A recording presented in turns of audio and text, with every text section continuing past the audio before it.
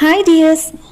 അപ്പൂന് school തുറന്നതിന് ശേഷം എനിക്ക് ഓർമ്മ വരുന്ന ഡയലോഗ് തീരുമ്പോൾ പണി തരാൻ ഞാനെന്താ കുപ്പിയിൽ നിന്ന് ഭൂതമാണോ എന്നുള്ളതാണ്. കാരണം അപ്പൂന് സ്കൂൾ തുറന്നതിന് ശേഷം അപ്പൂൻ്റെ വർക്കുകൾ ഓരോന്നായിട്ട് ചെയ്യുമ്പോൾ എനിക്കിതാണ് ഓർമ്മ വരുന്നത്. അപ്പോൾ ഇന്നത്തെ വർക്ക് എന്ന് പറയുന്ന ഒരു സൂര്യൻ്റെ ഫ്ലാഷ് കാർഡ് ഉണ്ടാക്കാനാണ്. അപ്പോൾ ഞാനൊരു യെല്ലോ കളർ ചാർട്ട് എടുത്തിട്ട് 22x22 സെൻറ്റിമീറ്റർ സ്ക്വയർ വെട്ടിയെടുത്തിട്ടുണ്ട്.